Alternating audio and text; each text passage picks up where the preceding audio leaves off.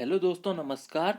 स्वागत है आप सभी का मेरे यूट्यूब चैनल पर। 50 महत्वपूर्ण प्रश्न दोस्तों मैं लेकर आया हूँ इस वीडियो में। मेरा यह प्रयास आपको अच्छा लगता है तो मेरे वीडियो को लाइक जरूर करें दोस्तों। तो बढ़ते हैं पहले प्रश्न की तरफ। किस दक्षिणी राज्य के रोमन साम्राज्य से व्यापारिक संबंध थे? तो चेर राज्य जो था दोस्तों, उसके रोमन साम्राज्य से व्यापारिक संबंध थे। मुस्लिम शासक जिसका साम्राज्य दार उल इस्लाम का एक भाग माना जाता है, इल्तुतमिश मुस्लिम शासक था दोस्तों जिसका साम्राज्य दार उल इस्लाम का भाग माना जाता है। किसने खलीफा की शक्ति का विरोध किया? अलाउद्दीन खिलजी ने खलीफा की शक्ति का विरोध किया। तुगरिल खां का विद्रोह किसके शासनकाल में हुआ दोस्तों?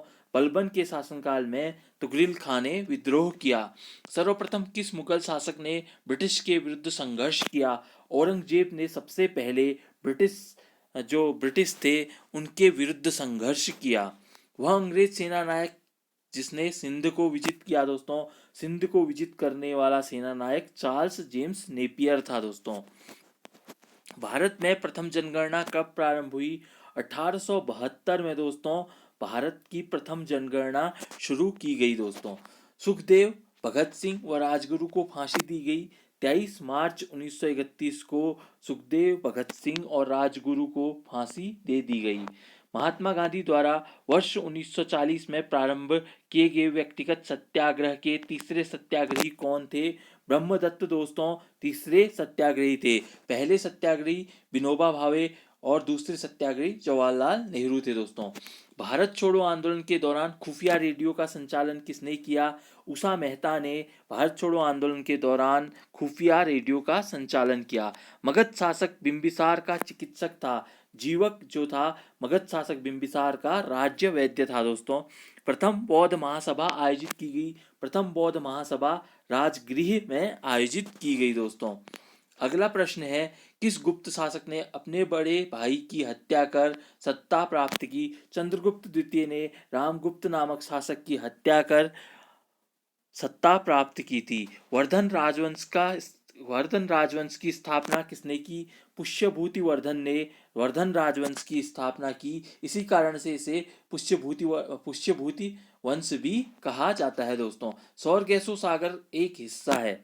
उत्तरी अटलांटिक महासागर का हिस्सा है सौरगेसो सागर दोस्तों। भारत और चीन के बीच की सीमा रेखा कहलाती है मैकमोहन रेखा दोस्तों। करेवा किस प्रकार की खेती के लिए प्रसिद्ध है? केसर की खेती के लिए यह प्रसिद्ध है दोस्तों। जम्मू कश्मीर में खासकर पाया जाता है। भारत का कौन सा राज्य थोरियम के उत्पादन के लिए प्रसिद्ध है?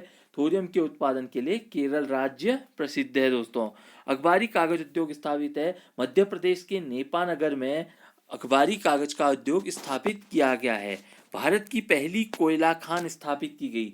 रानीगंज जो है दोस्तों भारत की पहली कोयला खान स्थापित की गई है।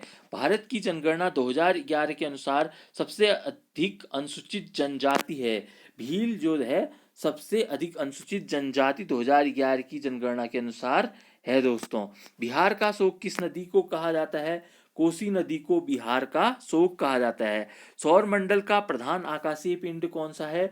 सूर्य सौर मंडल का प्रधान आकाशीय पिंड माना जाता है दोस्तों। पृथ्वी की आंतरिक संरचना नीफे का निर्माण होता है। निकिल और फेरस दो तत्वों से नीफे नी नी प्रतिनिधित्व करता है निकिल का और फे प्रतिनिधित्व करता है फेरस का दोस्तों। भौगोलिक अपवर्तन चक्र की संकल्पना किसने प्रस्तुत की? W.M. डेविस ने भौगोलिक अपवर्तन चक्र की संकल्पना प्रस्तुत की दोस्तों। अगला प्रश्न है, गरजने वाली चालीसा, क्रुद्ध पचासा, चीखता साटा पवनें पृथ्वी के किस गोलार्ध में चलती हैं? ये सारी पवनें दक्षिणी गोलार्ध में चलती हैं। महत्वपूर्ण है, लोकसभा में सामान्यतः कितने सत्र चलते हैं? 3 सत्र चलते हैं दोस्तों लोकसभा के। स्वतंत्र भारत के प्रथम विधि आयोग के अध्यक्ष थे MC सीतलवाड़। स्वतंत्र भारत के प्रथम विधि आयोग के अध्यक्ष थे दोस्तों। भविष्य में परिसीमन कब किया जाएगा? भविष्य में परिसीमन 2026 में किया जाएगा दोस्तों।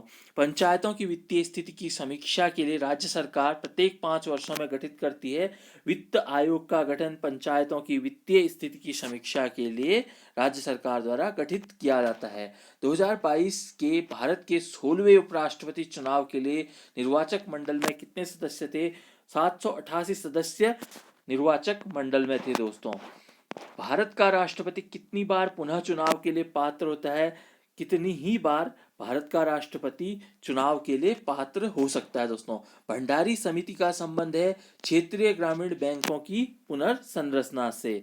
अगला प्रश्न है दोस्तों, वित्तीय वर्ष 2021-22 में भारत में टैक्स जीडीपी का अनुपात था 11.7%। भारत में टैक्स जीडीपी का अनुपात था दोस्तों।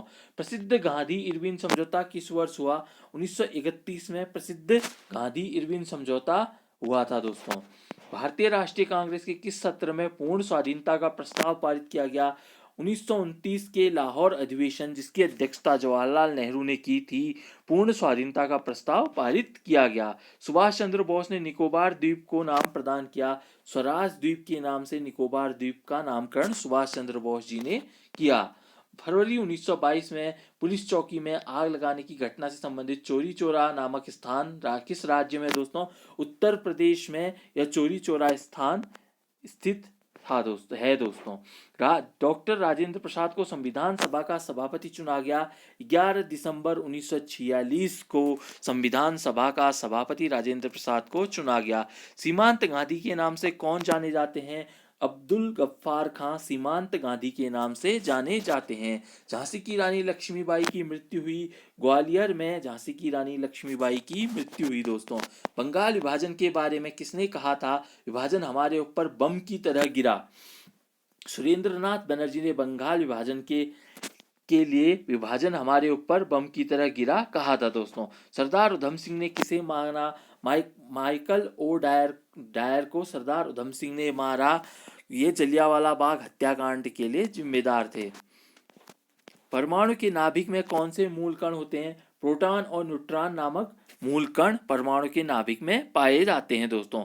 जिस धातु कर्म प्रक्रिया के अंतर्गत धातु मिश्रित अवस्था में पाई जाती है को कहते हैं प्रगलन। प्रगलन को धातु मिश्रित अवस्था में पाई जाने की प्रक्रिया को कहते हैं दोस्तों। पीतल के घटक हैं जस्ता और तांबा। पीतल के घटक हैं दोस्तों। पीतल इन दोनों से मिलकर बना होता है। अनबुझा चूना कहते हैं CaO को अनबुझा चूना कहा जाता है दोस्तों। श्वेत धातु किसे कहते हैं? प्लेटिनम को श्वेत धातु कहा जाता है। बायोगैस का प्रमुख अवयव है मीथेन। 50 प्रश्न दोस्तों ये आपके आज दिन के थे। मिलते हैं नेक्स्ट वीडियो में, तब तक के लिए नमस्कार।